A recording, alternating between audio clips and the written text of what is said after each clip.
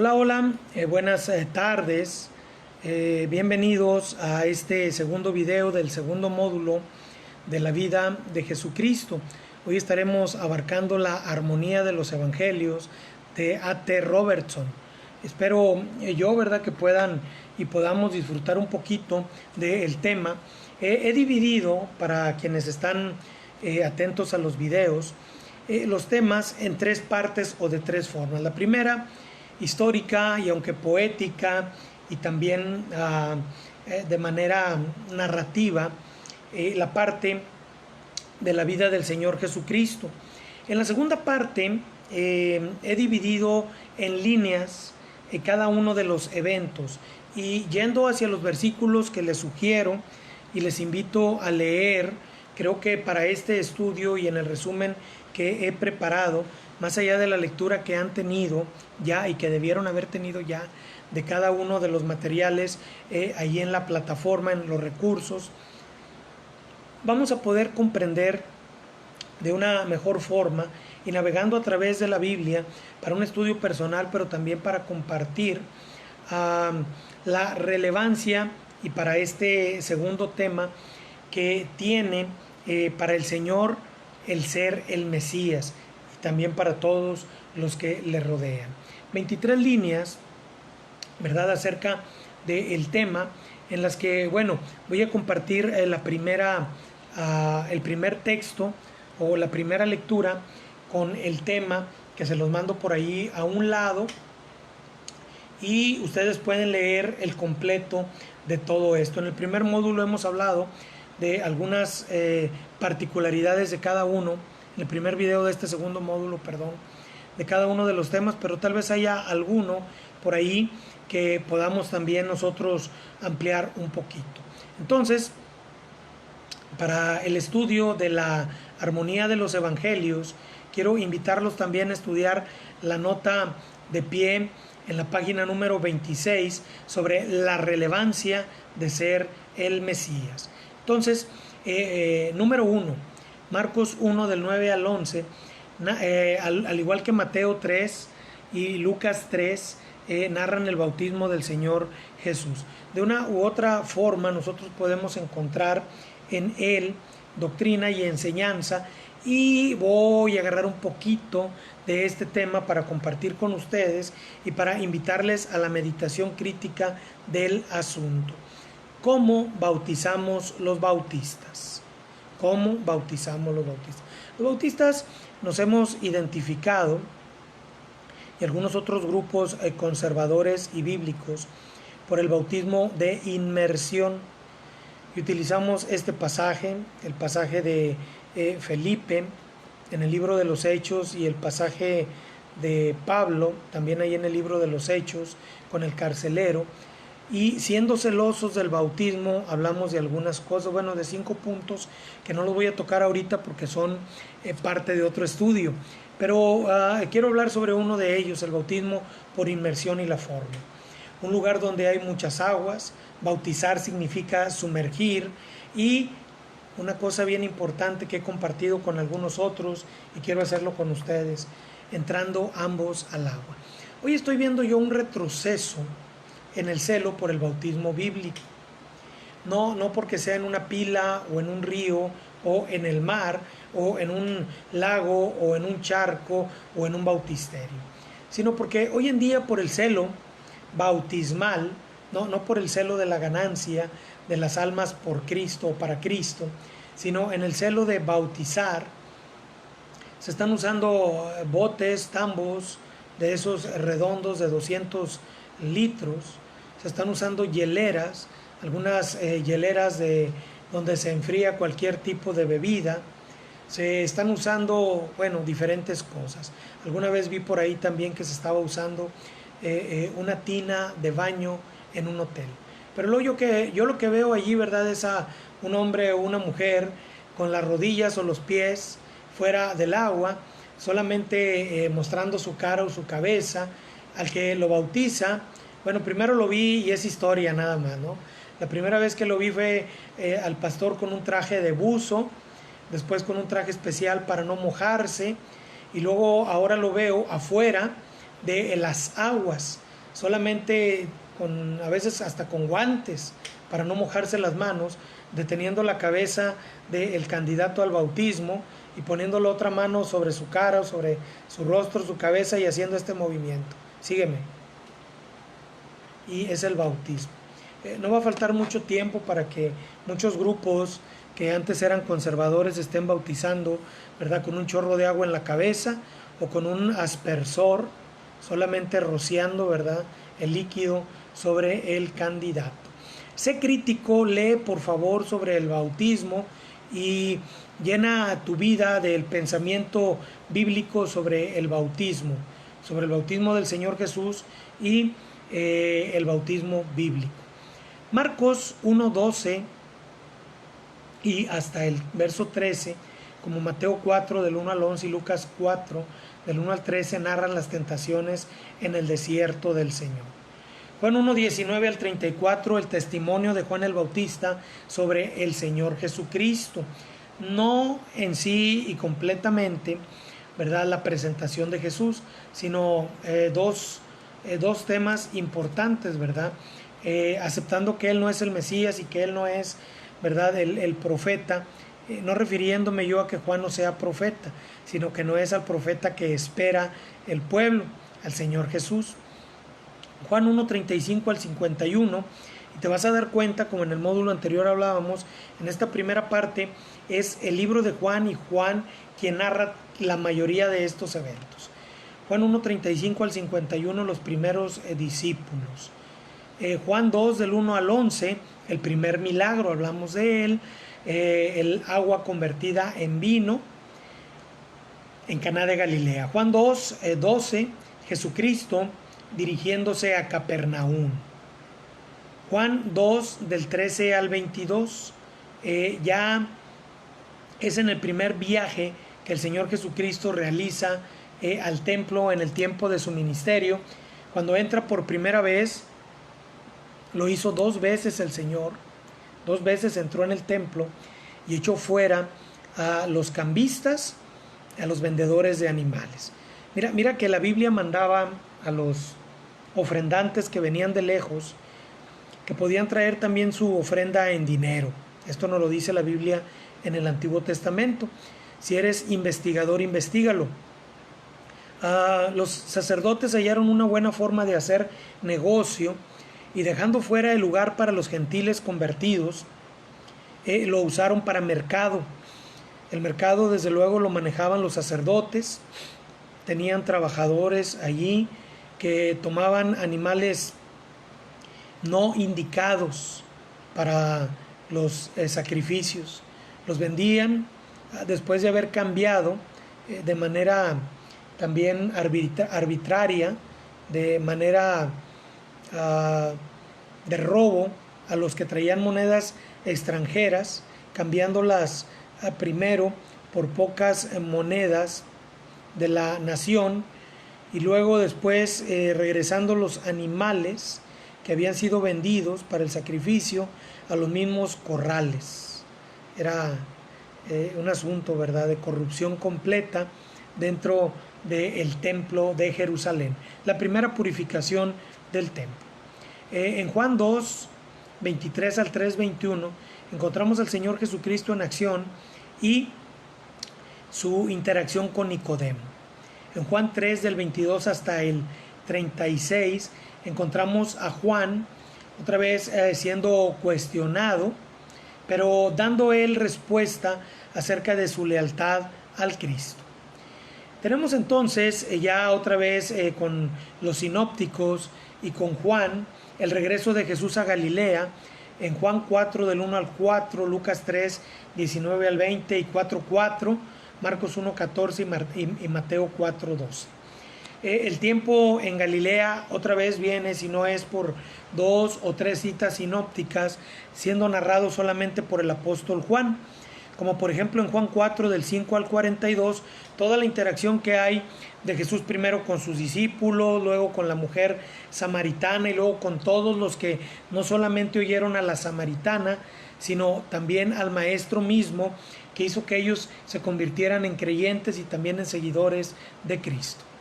En el capítulo número 12, o más bien en el número 12, en Juan 4 del 43 al 45, junto con Marcos del 1:14 al 15 y Mateo 4:17, tenemos la predicación de Jesús en Galilea.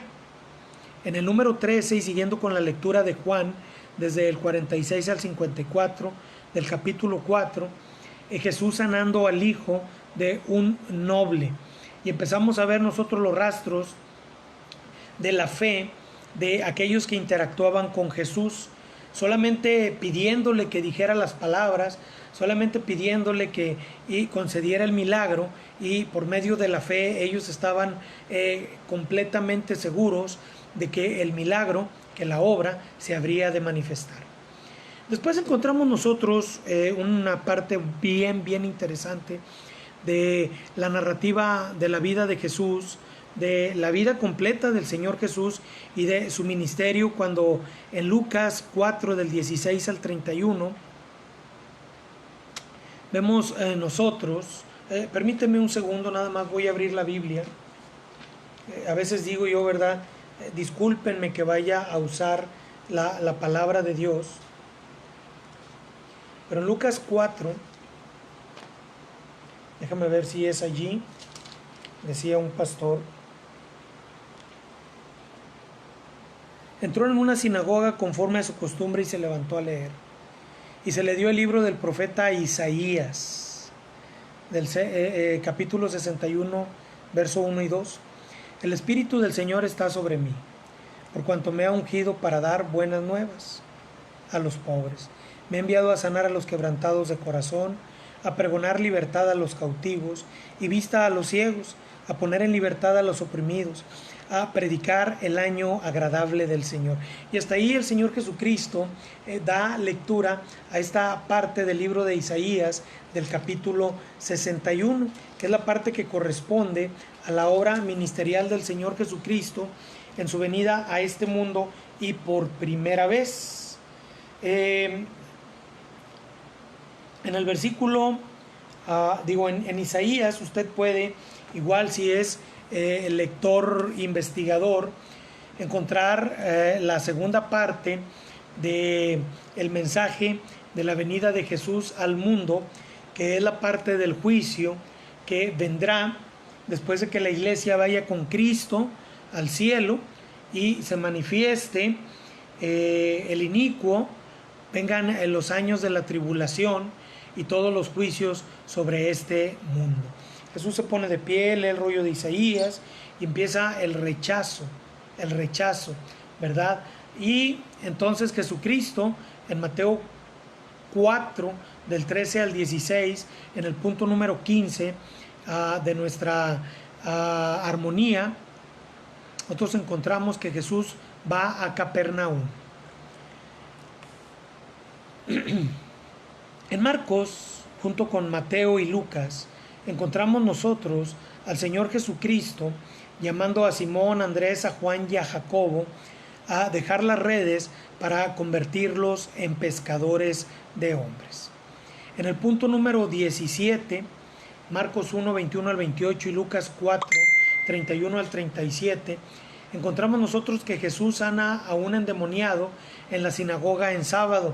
Encontramos nosotros que las obras del Señor Jesús en contra de la hipocresía humana, empiezan a traer resultados, y no son resultados muy positivos, son resultados negativos, y no en el sentido espiritual, sino en el sentido de la aceptación de la predicación y del ministerio de Cristo, llevando esto también al rechazo de Jesús como el Mesías. Muy bien, tenemos nosotros luego en Marcos, Mateo y Lucas, en el punto 18, a Jesús haciendo el milagro de sanidad sobre la suegra de Pedro, y dicen los comentarios finales de los versículos, o más bien la escritura final de cada versículo, que muchos otros también estaban siendo sanados por él. Marcos 1, 35 al 39, Mateo 4, 23 al 25 y Lucas 4, 42 al 44, nos habla de que Jesús hace su ministerio. Estamos hablando todavía de los primeros 4 meses del ministerio en ese año. Jesús recorriendo Galilea con sus 4 discípulos. Enseguida tenemos en Marcos 1, 40 al 45, Mateo y Lucas, la sanidad de un leproso. Un milagro más, y creo que es uno de los milagros que más ha llamado la atención y que más se cuenta y que más historias hay en libros sobre el mismo, es la sanidad de aquel paralítico que fue bajado desde el techo, desde el terrado, por 4 de sus amigos.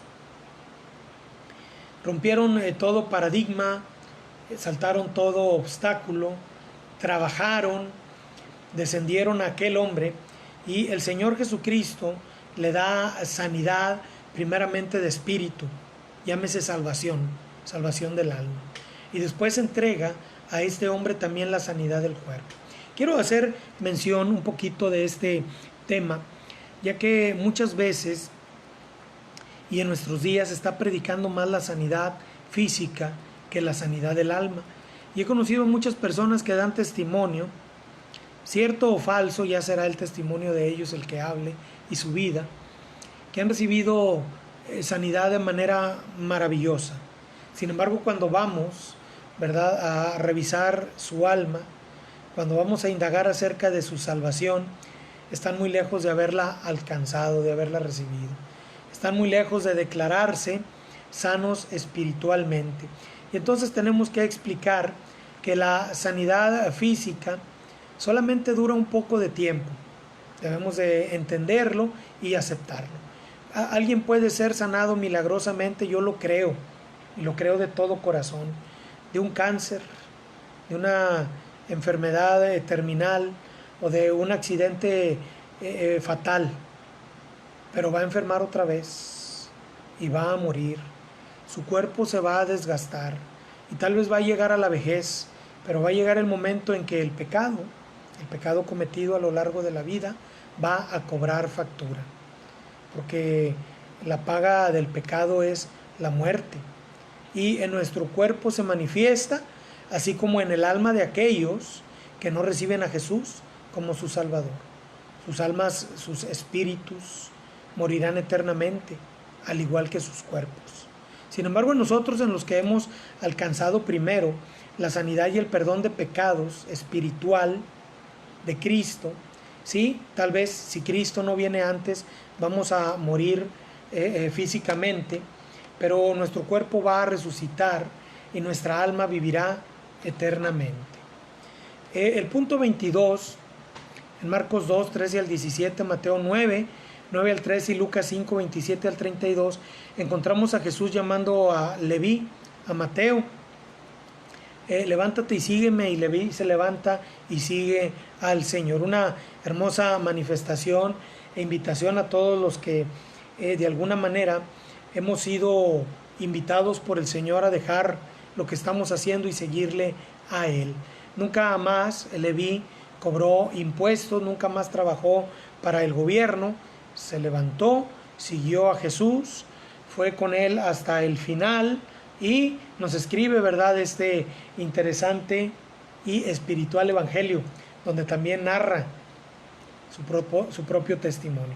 Y por último tenemos en Marcos 2, 18 al 22 y Mateo 9, 14 al 17, junto con Lucas 5, 33 y 39, el asunto del ayuno, cuando incluso los seguidores de Juan, dice una de las notas de las armonías, que es curioso, interesante ver a los seguidores de Juan uniéndose ahora con los religiosos hipócritas de aquel tiempo para preguntar al maestro por qué todos ayunan y los discípulos del Señor Jesucristo no ayunan. Y Jesucristo da una respuesta bastante interesante acerca del asunto del ayuno, así como, y creo yo que es bastante parecido, ¿verdad?, también al asunto del reposo en sábado. Sin embargo, ¿verdad?, no quiero dar una idea o una enseñanza en la que pueda ser tomado como un desdén el ayuno, como algo que no es necesario. Bueno, el Señor nos enseña, ¿verdad?, que el ayuno físico espiritual y agrego yo honesto, sincero, es necesario, ¿verdad?, para la vida de todo creyente. Bien, armonía en 23 puntos. Tienen que estudiar, armonizar y contestar su examen. Dios les bendiga. Esperen el tercer módulo, por favor, y ya les envío este resumen en 23 puntos.